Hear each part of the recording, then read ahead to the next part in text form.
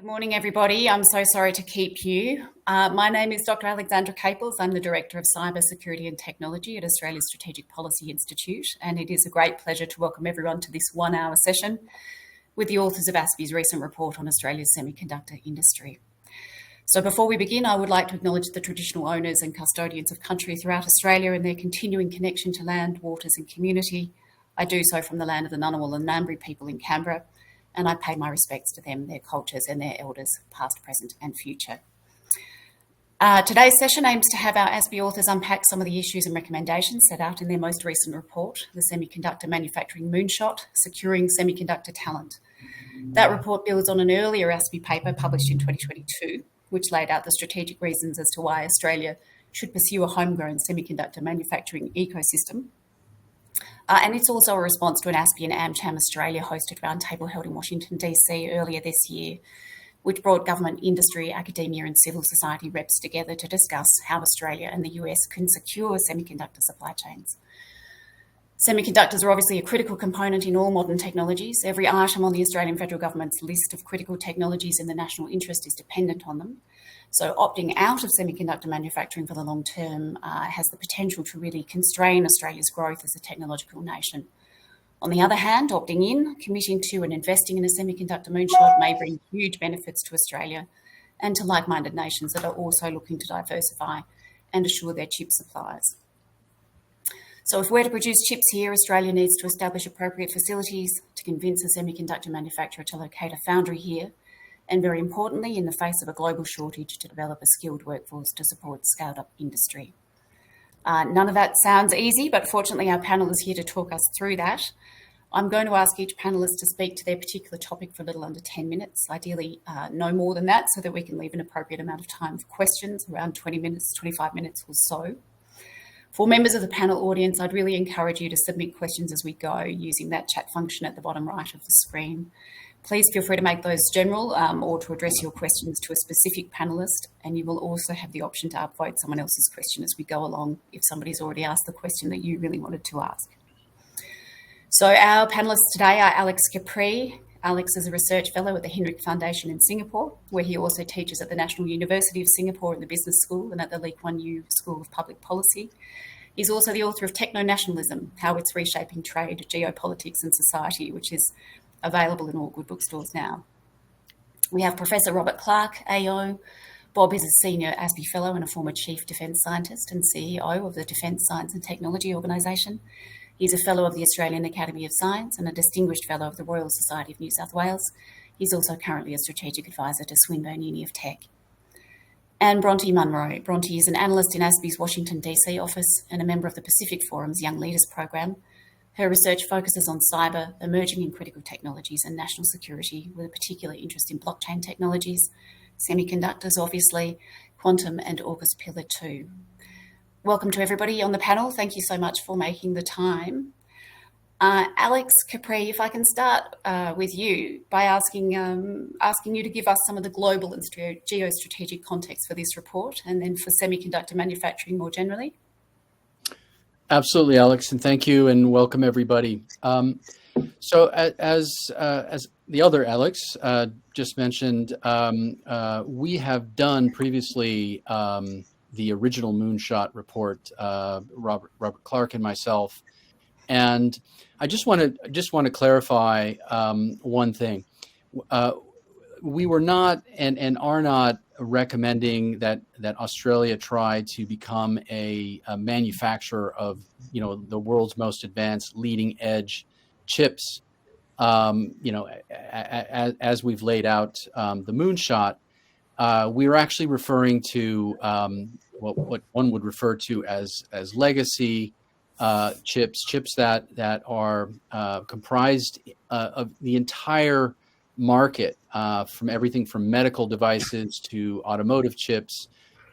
These do not require leading edge 2 nanometer, 3 nanometer chips, which are the confines of just a very small handful of companies. So that's usually the first question that I get, when people talk to myself or Prof. Clark about this. So saying that, the challenge to not just Australia, but any technology nation or any private company or any government that's looking to advance its interests around leading edge technology is, of course, talent development.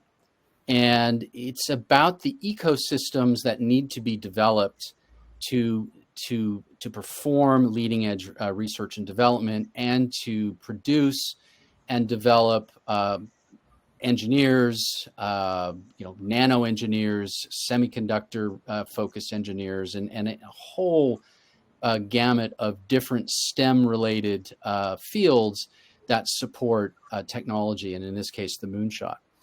So from an international perspective, the challenges and the goals are all the same for advanced nations, whether we're talking about South Korea, the United States, Japan, countries in Europe, Australia, which does have the foundation, as we've argued in the previous and in this report, to become a tech player. So what are the dynamics? From an international perspective, we see an alignment from a techno-nationalist perspective, if I can use that term. We see an alignment between strategic allies, and that alignment is forming along defense related type activities. We later, Bronte will talk a little bit about AUKUS and the correlations between AUKUS, semiconductors, technology transfer, and of course talent development.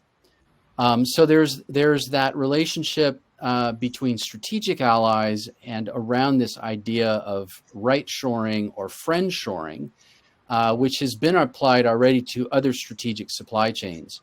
Of course, semiconductors, but around other things like rare earths and critical minerals, around telecommunications, biotech, of course, artificial intelligence, all of these things.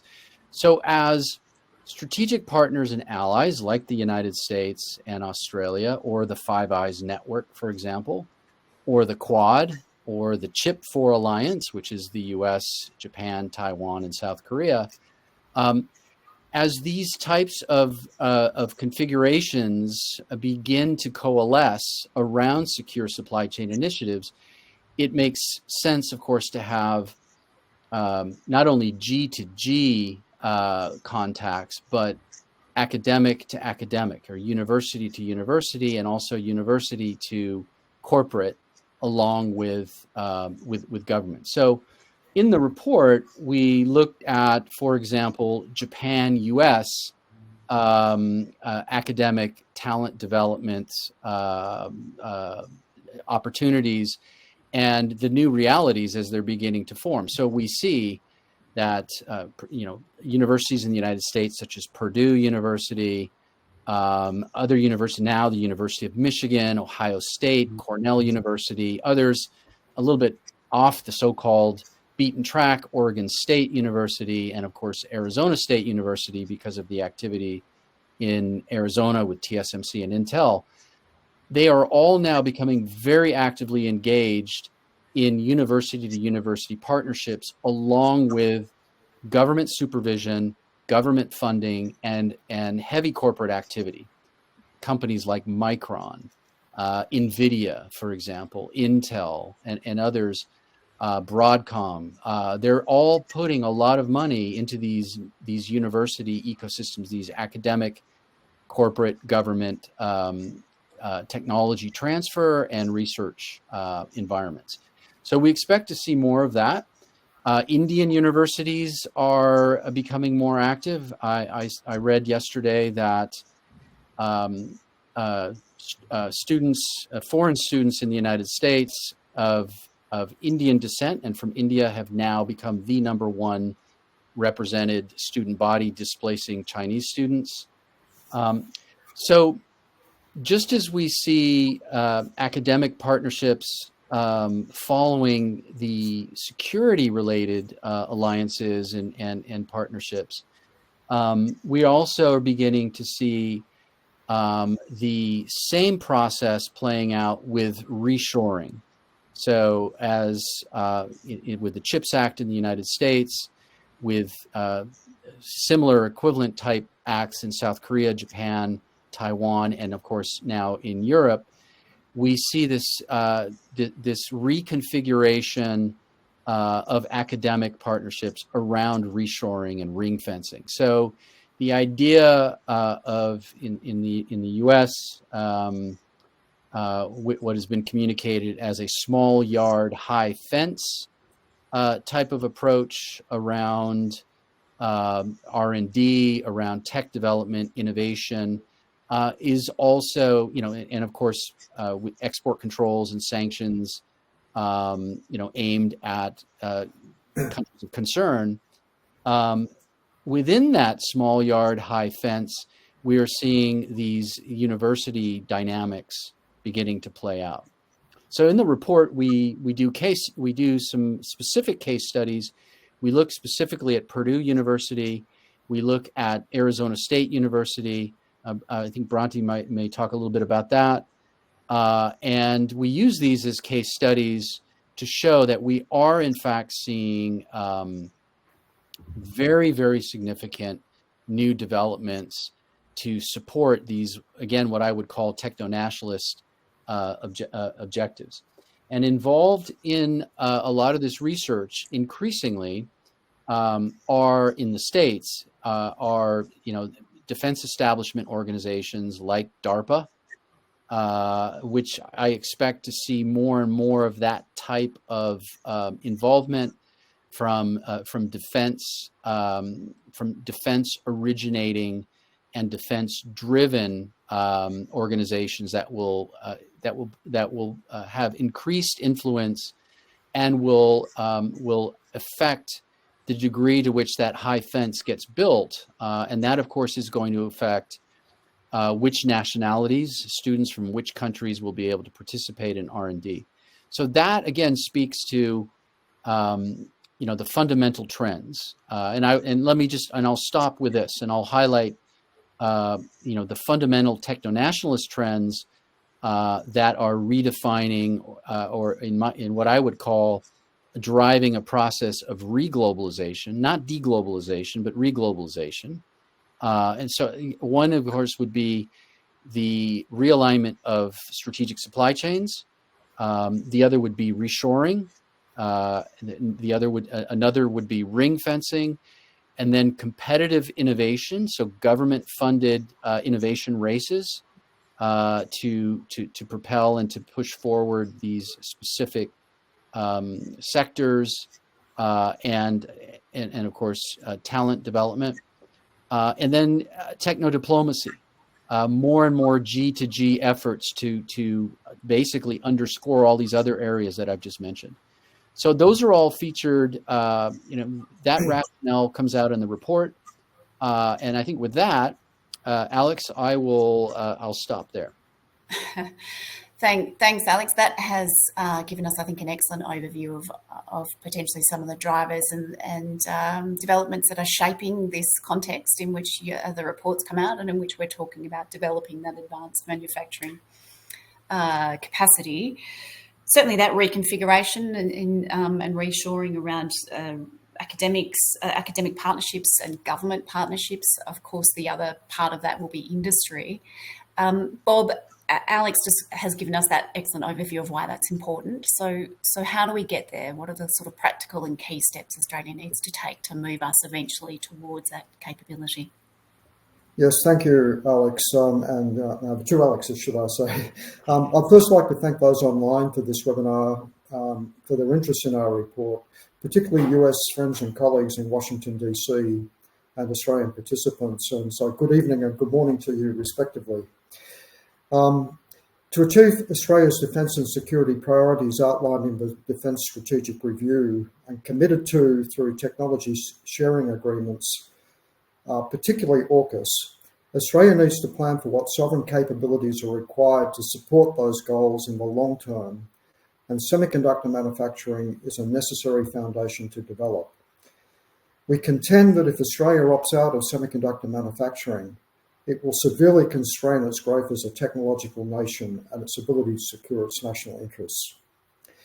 In our previous report, we set out the case for a commercial semiconductor foundry capability in Australia via a public-private partnership approach.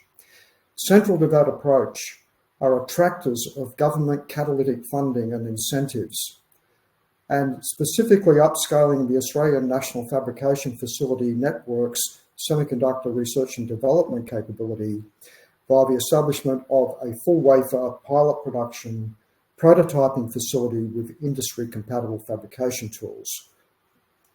The key message is that with government stimulus similar to recent chip policies enacted by allied nations, Australia is eminently capable of taking the step to commercial semiconductor manufacturing. That will involve two key elements: building on its world-class R&D base to step up and establish industry-ready national pilot production, design and packaging centres, and secondly, friendshoring an established semiconductor firm, optimally from the United States, to site a volume manufacturing foundry in Australia linked to the pilot capability and the national talent pipeline that Alex talked about.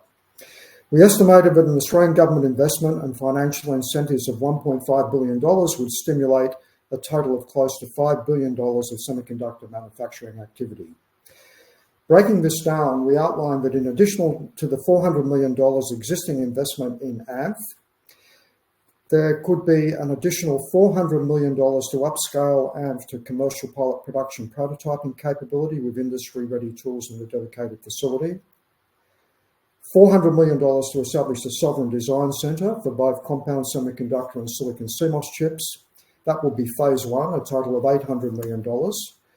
And then in a phase two, providing stimulus package to attract an of-order $2 billion compound semiconductor foundry via a friendshoring PP, and also in the longer term, an additional $2 billion of activity to establish a mature process scale silicon CMOS foundry via friendshoring.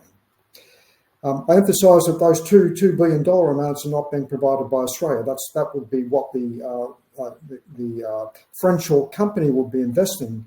The package presented we've allowed for from the stimulus package from the Australian government would be $700 million. So $800 million for prototyping facility and design centre, co-located, $700 million for stimulus package for $2 billion foundries. The National Reconstruction Fund is an obviously vehicle to achieve this. Announced by the federal government in 2022, the fund commits $15 billion to diversifying and transforming Australia's industry and economy. Most recently, an August 2023 Business Council of Australia report proposed several changes to the $15 billion NRF, including narrowing its investment mandate on fewer priorities to co-invest in 5 critical areas of critical sovereign capability that notably includes semiconductors, space, additive manufacturing, and quantum computing. AMP has R&D capability in both silicon CMOS and compound semiconductor one-off device fabrication, establishing a separate and dedicated small throughput, full wafer pilot production facility fitted with industry-ready equipment, incorporating both deep UV and high-resolution electron beam lithography tools, would enable both mature process scale product innovation and more advanced development at the prototype device level. This would simultaneously be attractive to a closely located mature process scale high volume commercial foundry and would ideally support Australia's vibrant quantum startup companies. Change will be required for the AMF operating model for pilot production as a supporting capability to both the commercial foundry and quantum advanced chip national priorities, including AI. Newly established AMF pilot production line operations will need far greater process control and technical management, including facility and personnel security, than currently exists in its researcher-centric model. Government funding of such an AMF upgrade, as recommended in our report, would require the tightening of this operation and oversight. Pilot production of Australian startup companies will establish credibility and bridge a current gap to foundry entry requirements. This approach is similar to the function of the Inter-University Microelectronics Centre, or IMEC, in Belgium, and US Defence Department's MIT Lincoln Laboratory, which are exemplary commercial and national security benchmarks, respectively. With regard to semiconductor design, while various Australian startup companies have in-house design capability, a national capability in both device modelling and circuit design would ideally sit alongside ANF pilot production. Significant funding for this, $400 million, was outlined, that's the semiconductor design component, was outlined in our 2022 report. It is envisaged that such a facility will both have a training function and help Australian companies to grow. Co-location of design and manufacturing capabilities is a feature of the Purdue University and Skywater Technology Partnership that Alex touched on, which is highlighted in the previous report. That PPP was formed to establish the US $1.8 billion mature process scale silicon CMOS chip research and production facility at Purdue Discovery Park District, alongside a new MediaTek design center. And Taiwan's MediaTek is the world's fourth largest design company by revenue. As discussed, the outlined stage funding approach would initially draw on $800 million of government investment from the NRS $15 billion total. The impact of the $800 million amount on other NRF priorities could further be softened if it was split between federal and state governments.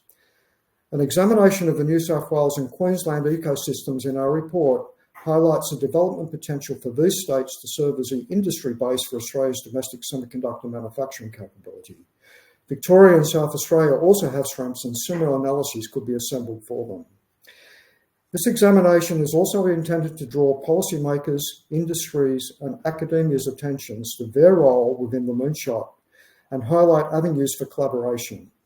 Statistics for Western Sydney, New South Wales, and Queensland provide tangible evidence that Australia has significant assets in major infrastructure, R&D facilities, education, training and industry, and importantly, talent pipeline. These examples provide a strong case that Australia is more than capable of being a participant, not just a customer, in the global semiconductor manufacturing value chain. Skeptics would argue that Australia's economy and market are too small, its geography too far removed from the world's technology hubs, and its markets too dependent on agriculture and mining for it to participate in such an advanced global value chain, let alone manufacture microchips. Similar things were said about Ireland in the early 2000s and Taiwan in the 1970s. Consequently, we beg to differ. Thank you, Bob. Very interesting, obviously, in terms of some of the complexities involved there. And as you say, one of those, the idea of a moonshot obviously is that it is ambitious. What's the time frame that you're thinking here for that pilot and scale? It's a staged approach, obviously. So what are we thinking is kind of within the realm? Yeah, look, good question, Alex. I think the pilot production facility, which would be the phase one, and indeed the co-located semiconductor design facility, there would need to be a consultation period, particularly with the Australian startup community, but also with centres of excellence, universities, government people, of course, notably defence. That consultation period, could take place in year one, if you like. There is no barrier then to taking that step quickly to discuss site location, what are the specific tools, and I would add that deep UV immersion lithography tools are affordable. They're about order $50 million. They're not the $200 million EUV machines. Similarly, electron beam lithography, which would get you to really advanced prototypes, sub 50 nanometer level prototypes. There have been many developments such as reflective E-beam lithography, creating 1 million beamlets to scan a whole wafer with EBL resolution. They're of your order $20 million. So, rule of thumb is that industry compatible tools are 5 times the cost of R&D tools. University of Sydney's facility, $150 million facility, $50 million worth of tools. Multiply the 50 by 5, that's $250 million worth of tools. That's a $400 million facility. Eminently buildable very soon if we put our mind to it. More complex is the friendshoring of, for example, a US semiconductor company to set up in Australia. It's our belief that that will not evolve from the current status quo from the ground up in Australia. It will have to be friendshored in Otherwise, too difficult, too late. But the prototyping facility and the design facility will be a significant attractor, not to mention the talent pipeline that we've outlined and Alex spoke to. So look, long-winded answer to say, I think we can really get on with the pilot production and design centres very quickly.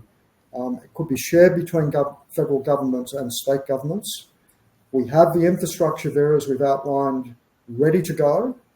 The friendshoring will require some parallel work on a slightly longer timescale. Thanks, Bob. Yeah, that proof of concept, I suppose, that comes with a pilot facility is obviously the part which you get to do that parallel work and to kind of prove to potential kind of offshore friendshoring potential partners that actually Australia is able to support that, to build that kind of workforce and so on.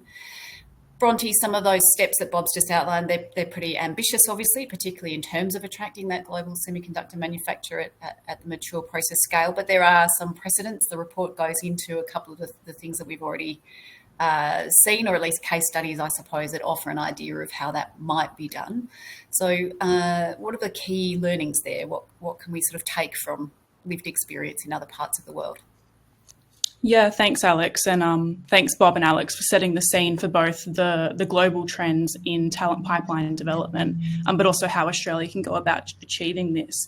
And I really want to build off the back of what Bob just said about the next step. Once Australia has invested in this and sort of had that proof of concept stage for developing our manufacturing industry capability, the real question that international partners will be looking at and Australia needs to answer is, where are we getting that pipeline security from for talent? But also how are we incentivizing foreign investment? How do we actually build the effective public-private partnerships to make this work? So with that question in mind, where does Australia go from here? The report really went into looking at a range of different public-private partnerships, both US-based between domestic partners, industry and academia, but also between US and foreign partners to draw out best practice examples and look at what was really making these effective, because they do come back to addressing that universal question, which Alex laid out really nicely at the start, which is that there is a global shortage in semiconductor talent. So what is going to make Australia competitive, and how do we get foreign industry to invest in us? So in terms of what builds an effective public-private partnership, there are a few key examples that we can. I'm going to talk briefly about the Arizona State University partnership with TSMC, but also the Purdue partnership with Skywater Technology. And there's a few things that come out when you look at these examples. And the first thing is that the public-private partnerships need to be really flexible and they need to be really innovative. So there is no one-size-fits-all approach. Australia has a very particular niche need. As Bob said, we'll be starting with $800 million, hopefully from the National Reconstruction Fund, to incentivise that foreign investment. So we both need to incentivise the investment into Australia, which is a partnership within itself, and that can involve highlighting different attractive aspects of Australia's community, whether it be our quantum startup community and sort of tying a foundry capability to that, our strong R&D and innovation pipeline, or as Bob alluded to, both New South Wales and Queensland already have a very strong ecosystem that might attract this investment. But being flexible and innovative is key here. And it also needs to involve a two-way pipeline between industry and academia. So when looking at industry coming into Australia and partnering with, say, an Australian university, there really needs to be that reciprocal relationship. So industry have to be at the forefront of engaging in curricular development. The talent pipeline that we're developing to support a manufacturing capability needs to be meeting industry needs. And the only way that we can ensure that is if industry is involved in the curricular development and consulting from both the leadership perspective to make sure that, the strategy and alignment and growth strategies are there, but also all the way down to practical student engagement. And you have industry experts that have been working in semiconductors for their whole career, actually having hands-on experience and providing access to the foundries and showing students at a small level, whether it be micro-credentialing or a longer career program, what it actually means to work in the industry. So that two-way pipeline is very important, and that's a consistent factor across the examples that I'll go into. So again, the industry-driven curriculum. And then another key factor which ties into the argument that we've done in the report, which is that government signalling and funding is really important. So none of the public-private partnerships in the US have been stood up without significant help from government, both at the state level and the government level, federal level. And this isn't just financial, this is actually policy-based and signalling. So it can just be as simple as government indicating that this is an area of national priority and that there's going to be support and that they're happy to bring the right people in the room to have conversations. That can be enough of a signal for industry to go, yep, we're happy to make that investment, or academia to happy to back that sort of expansion in the curricula. So that the level of support is really important. And as Alex mentioned early on, for Australia, looking at how we can do this, and this is one of our final recommendations as well, having a strategy for our semiconductor industry is really important, but also turning and looking to what existing aligned ecosystem frameworks do we have in place that we can leverage. So the friendshoring piece is really important here. Australia and the US have a very natural and strong partnership as bilaterally, but also under the AUKUS agreement. So how can we leverage this as a signal to industry that investing in something that might not be as naturally commercially incentivized, but within an aligned ecosystem is actually really important for geostrategic reasons and semiconductor supply chain security in general. So government incentives, very, very important. And then another key theme that comes across from the case studies we looked at is actually an understanding of that people are at the heart of the talent pipeline question. They're at the heart of this problem.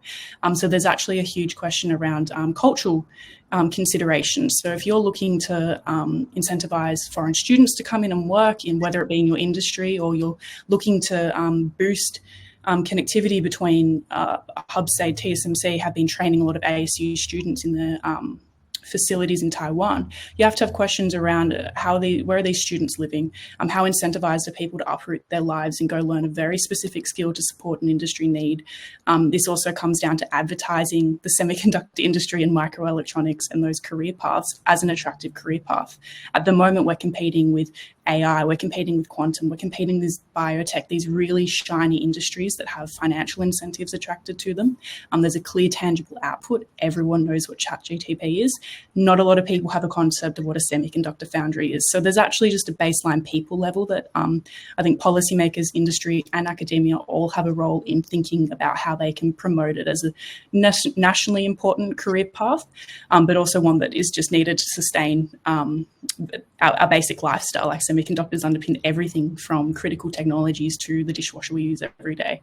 And so key to this, apart from the visa aspect, language programs, all the other people aspects, is trust and engagement. So bridging those conversations between academia, government and industry within Australia, but also with key strategic partners such as the US is really important, and having those conversations. And again, that comes into our final recommendations, which is that it's actually quite important for delegations to go see how these public-private partnerships work, get a feel for the culture of different universities, and what's actually making them effective. So if we look at the TSMC ASU example as this exemplar, so TSMC being an advanced chip manufacturer, which everyone's heard of, and ASU is actually America's biggest engineering school. So they have approximately 30,000 graduates this year alone coming out of their engineering school. So a huge amount of talent. And that's being directly fed into ASU. And when you take a look at how the relationship's evolved, TSMC's decision to initially build a foundry in Phoenix, Arizona was very much driven by that talent pipeline question. They saw the advantage of ASU being a potential source of students to school and operate their foundry. But then following the US government's Chips and Science Act, TSMC actually increased their investment. So it went from 12 billion to, I believe it was 40 billion. Yeah, 40 billion, just by government signalling. And again, that's the importance of having policy that makes industry comfortable in investing. And this is a foreign entity, TSMC, investing in the US. So diversifying supply chains, again, all the ingredients are there for a successful partnership. When you look at the Purdue and Skywater technology public-private partnership, as Bob mentioned, this is more comparable to what Australia can achieve. So Purdue and Skywater Technology are co-producing in the Purdue Discovery Park, which is an innovation hub, not unlike what exists in both New South Wales and Queensland in terms of the relationship between really strong R&D activities, strong university ecosystem, and the potential to build out an industry capability. But critically, they're producing at the trailing edge, so the 90 nanometer scale, which is, as Bob laid out, where we actually argue our moonshot starts. So it's not reaching for the advanced manufacturing capability at the beginning. It's actually going, what can we achieve now? So it's actually a really effective public-private partnership to turn to. And there's a lot of similarities between the Purdue and Skywater relationship and the different opportunities that exist in Australia. So again, when you look at that partnership and how that's evolved, the Chips and Science Act, huge incentive in terms of increasing the investment. But also the relationship between the state government, the Indiana state government, in actually facilitating conversation between Purdue and Skywater and bridging that relationship, building that trust, which was then facilitated by broader federal strategy. So there really is a role for all levels of government, industry and academia in this. And again, Purdue and Skywater have that really strong curricular relationship. They have a really strong industry academia engagement piece, which is something that Australia really needs to pay attention to and actually start building that consulting relationship between industry, whether it be industry already set up in Australia or foreign industry that they're looking to attract investment from. That's going to be a key incentive for them to actually invest in Australia if there's a willingness to adapt and be flexible in how the partnership model works. So with those two sort of examples, I just wanted to tie it back to the recommendations we made. So building on the staged funding approach, which Bob outlined, to even begin this conversation, we really need to tap into our first recommendation, which is a semiconductor moonshot strategy. So a federal strategy is going to be really important. And critically, it needs to link to other capabilities and strategies. So linking to the quantum computing strategy that was announced this year, linking to AI initiatives, because it's an ecosystem of technology. I mentioned briefly before, Australia's quantum ecosystem is actually a huge attractor and huge advantage that we have in terms of the relationship between semiconductors and required to achieve quantum computing, a scalable error-corrected quantum computer. So looking at where we might have other strengths and how they might be leveraged to incentivize the investment necessary to kick off our industry is going to be really key. So with this roadmap in place that should tie into state initiatives, this is enough of a signal, we think, to initially begin that conversation with foreign industry to go, okay, like Australia's a place to invest. And then this flows into a range of our other 9 recommendations, which again, tapping back into what's the alliance ecosystems out there that exist, how can we leverage relationships such as the Quad, and how can we actually have practical one-on-one relationships and trust built through delegations to look at how Purdue and Skywater operate, look at how ASU and TSMC operate. So with that, I'll leave it there. But yeah, thank you. Yeah, thanks, Bronte. That's a really interesting, obviously, breakdown of, I guess, the kind of requirements at every level, and obviously a lot more detail in the recommendations, of course. But the federal strategy, the roadmap that's linked to other strategies, the industry academic collaboration, all of those things very, very key. Government signalling, another really interesting part of this. The TSMC Arizona State, for example, as a case study, that kind of relationship in which you've essentially got a manufacturer that is choosing where to locate a foundry or its facilities on the back of casting around and looking for that talent pipeline and really meeting that talent pipeline where it is. Is there an equivalent, or perhaps the institutions in Australia that have the most potential to be those kinds of institutions? That's probably a question. Yeah, so as we touched on in the report, we chose to look at New South Wales and Queensland as areas of strong potential. This isn't to say that other states don't have advantages there. It's just within the breadth of the report, those are the 2 areas we focused on. But you think about the initiatives already happening in New South Wales. So the Semiconductor Service Bureau, for example, they're already tapped in and cognizant of the talent pipeline question for semiconductors. They're pre-thinking about what Australia's industry needs all along the value chain, whether it be design, manufacturing, packaging. So there's already natural hubs of activity in Australia that international partners are paying attention to. I know the Semiconductor Service Bureau has already tapped into Taiwan and having those conversations and having those preliminary events and drawing attention to this issue. So that's a really good starting point and a really good signal from Australia that organically we're already thinking about this. We have have a very strong quantum innovation ecosystem coming out of UNSW and University of Sydney. So those are going to be key attractors. And again, as I said, the ability to tap into this R&D, this really high skill level, but build out an industry where these students can then go into and actually create a pipeline between this R&D capability into industry, but also potentially incentivize more skilled education in the microelectronics programs, because you provide them with more jobs. So there is that opening there. Bob, I feel like you could definitely speak more to this and the Queensland example potentially too. Yeah, look, thank you, Bronte and Alex, for the question. Look, this is a really important question. And I'd just like to pick out a few things from the New South Wales example. That's not to say that Queensland doesn't have the equivalent. It does. And equally, we haven't looked deeply into Victoria or South Australia with that qualification. So, we have a new 24/7 airport coming online in 2016, the Nancy Bird Walton Airport, that will open up Western Sydney to the world markets. So a $5.3 billion commitment has been made by the government to that enterprise.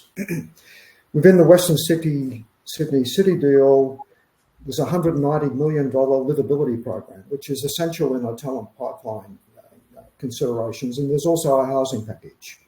Roads, infrastructure, rail, accessibility to amenities, the people living and working in that area are all being considered. Importantly, coming back to that, if you like, those very big numbers at Arizona State University, let us not be fazed. We can come up with some equally good numbers. So let me just pluck a few out for you. Within the Western City Parkland Authority, in collaboration with the New South Wales Vice Chancellor's Committee, there is a formalised agreement to boost education and research across 14 universities in New South Wales and ACT. There's also a $37 million new education and training model that's going to happen in that place. And more than 40,000 students are enrolled each year in science, engineering, and IT degrees. That sort of infrastructure, those sort of numbers, we have this. We've also got the Sydney Quantum Academy. We have 4 centres of excellence. We've got the Semiconductor Services Bureau.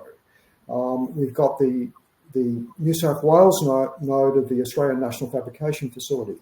You bring all that to bear and you pull all that in,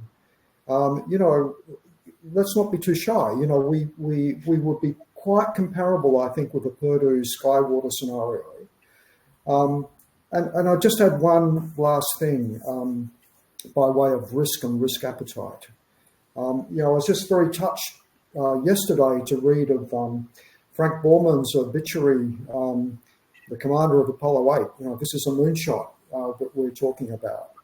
And there was a little piece in there that when he was advising inside the White House for the Apollo 11 landing, he pointed out that the highest risk of that moon landing was the exit of the lunar lander from the moon's surface. And there was a 1 in 3 chance, due to all the things that could go wrong, that will go wrong. That project rolled ahead. Now, I would argue that what we're proposing is nowhere near that risk.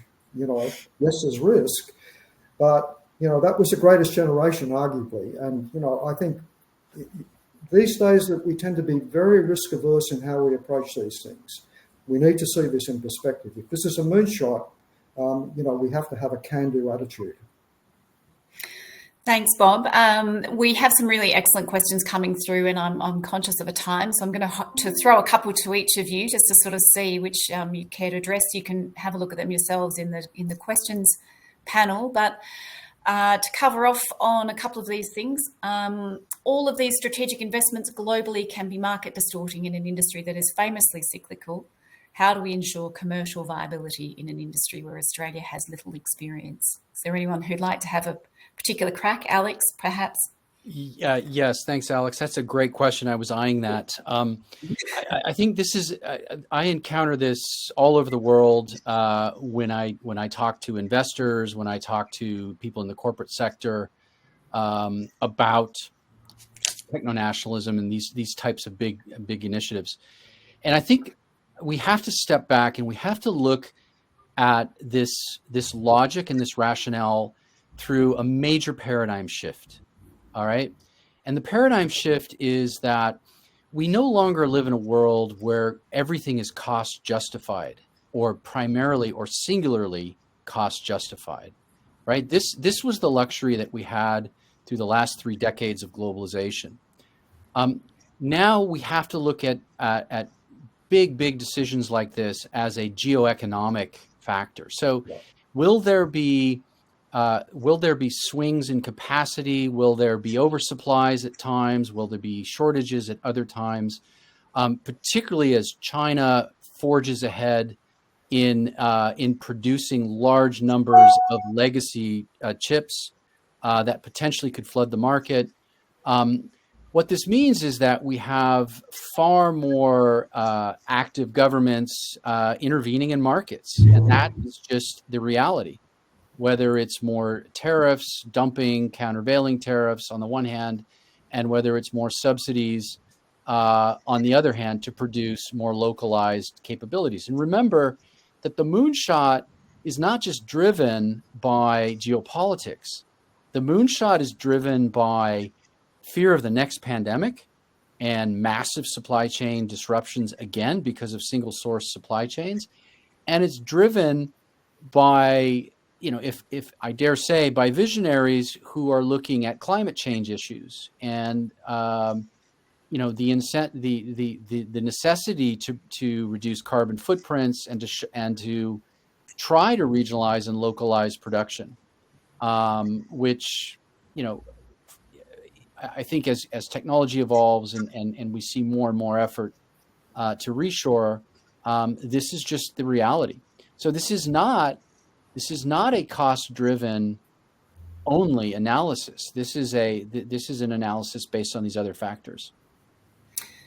Thanks, Alex. And I think another great question that's popped up that kind of does also go to this tension between, I guess, the sort of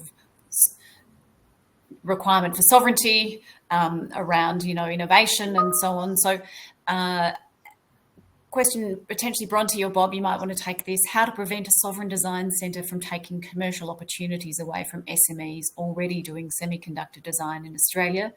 Why not incentivise and grow that sovereign capability within the existing industry rather than cannibalising it? Bob, yes. Is that something you want to have a respond to? We do have some excellent semiconductor design going on within SMEs. For example, RadLogic, North Micro. There's some in the New South Wales government report that preceded our sort of federal reports, if you like. There was an excellent coverage of this startup community. We have a very vibrant ecosystem in that area. However, the companies tend to be, we wish them all well. The companies have very specific goals, and beyond those goals, there are many other things that Australia needs to address. And so a national design centre wouldn't, if you like, be there to displace that very vibrant activity. It will be there to augment and reinforce activity with greater breadth, so that Australia has options as to what it can cover and what it cannot. And I would argue that, would I put my hand on my heart and believe that the semiconductor industry could grow from the current startup community? I would have to say no. And that's without, I wish all those companies well, and they're world leading, but it's not going to grow organically from the bottom up. We really need to have some intervention at national scale. And I would argue that a national design centre would really enhance their activities through that investment, in particular the co-located prototyping facility right next door to it. And indeed, there could be a packaging facility right next door to both of those. So I think we need to take these steps, and it's not wishing to displace or cut across the commercial activities of this vibrant community. It's there to help. And thanks, Bob. Sorry, Bronte, you had a quick point to add. Yeah, there. I just wanted Yeah, I just wanted to build on that as well, because I think an important point that it's come through in each of our remarks but really needs to be emphasized is that there's an urgency to the moonshot. In the same way that the US wanted to get to the moon after Sputnik, there is an urgency to securing semiconductor supply chains, whether it be driven by natural disaster, events such as COVID, or just the fact that we are in changing geostrategic conditions, and that Australia does need to be able to ensure that not only can we have security in the technology that we rely on in day to day, but we have some pretty bold and importantly ambitious technology goals across AI, across quantum, and we can achieve them, but we need to think about the ecosystem as a whole, and it ties into defence and national security. It ties into that AUKUS question where we are a regional middle power, but with these really big, lofty and important technology goals, we need to be able to look at what's going to enable them, and it is having a semiconductor manufacturing capability on shore. So there is some urgency in having that national design centre, but that national design capability, a strategy that really places semiconductors at the heart of what Australia is trying to achieve and how we want to position ourselves and secure ourselves both in the next 3 to 5 years, but also for future generations, next 10 to 20 years. Thanks, Bronte. So but what I guess you're saying there is that, yes, you need that national direction, you need the national vision, but that doesn't necessarily prevent you from wrapping in SMEs who are already operating in this space and potentially kind of using them to best advantage. Conscious of the time, there's always more good questions than there is time to address them. But this one's really getting a few votes, which effectively is around the research and whether or not you uncovered anything in that research which demonstrated that Australia had a natural competitive advantage over more mature manufacturers, whether or not that advantage was actually kind of being taken advantage of or being activated. Bronte, is that something that maybe you want to speak to, the kind of natural competitive advantage? Yeah, in terms of the natural competitive advantage, there were a few key points that came up when we looked more closely at global trends, what public-private partnerships were occurring, and how we go about a stage funding approach. And it is coming back to, as I mentioned briefly before, our quantum capability. It's about taking that ecosystem approach of what R&D and innovations occurring in Australia, how does it relate to incentivising semiconductor investment, and why that ties into building out a manufacturing capability. So there's that natural competitiveness there across a broader ecosystem. There's also natural points of synergy for Australia as an ecosystem where investment should be prioritised by foreign companies, but also why Australia should boost it. And it's because Australia has an important role to play in securing semiconductor supply chains globally in the region. So it's bringing it back to that alliance ecosystem and thinking about, okay, who do we actually want to be relying on when there's a global crisis of any nature? Who are the partners that we can rely on to ensure that we have mutual interests, that we can keep supply chains open with? And Australia has a role to play in the region, and sort of inserting itself in amongst the US players, South Korea, Japan, and Taiwan, and we do fit quite nicely into that conversation. Thank you. Alex, can I just maybe add to that, particularly with regard to quantum? I come from a quantum background, and if I could just say that it's an important point to maybe get across in this webinar, that at the device level, at the few quantum bit level, R&D device level activity, which we have as excellent as anywhere in the world, is fine. But in terms of scale up, the big issue is yield. Can you scale it up and so that the devices work, as you get more and more components and you're scaling to very, very large numbers? Yield really requires industry compatible tools. That's why we focus on this prototyping facilities. You're not changing the equipment parameters every day with students and researchers and postdocs and so on.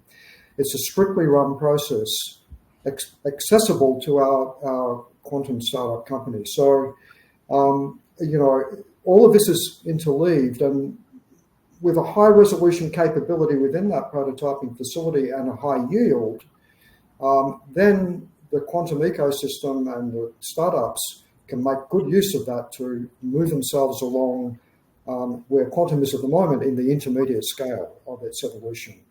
So I think it does tie in nicely with our competitive advantage in quantum, and it's not separate from it. But Generally, we made the point that quantum and semiconductors generally don't get spoken of in the same sentence, but they are intrinsically linked, and we need to bear that in mind. Could I add to that? Excellent point. Yes, sorry, Alex, carry on. Absolutely. So Bob, to your point, and we've discussed this many times, there is a feedback loop that is spiraling out, a positive feedback loop if semiconductors are the ground zero, and these are again legacy semiconductors, to be able to spark or to spawn other ecosystems, right? Other technology growth, other companies, whether it be specific niches for electric vehicles, for medical, for communications, for clean tech. So when there is capacity, when there's local capability to make these legacy chips, that in turn sparks an entire new sort of level of growth, of economic growth and innovation. And interestingly, in Taiwan in particular, but also in Japan, the universities are looking at this nexus between training semiconductor engineers and how that links to AI innovation, how that links to innovation in all these other fields. And this is where I think the startups come into play, to have, government, as Bronte mentioned, signaling, funding, sort of pushing beyond that tipping point, right? Because that a lot of these really bold type initial moves, they don't come from the market, right? It's too risky. You need government to push these things over, and the market distortions and the market imperfections are there, right?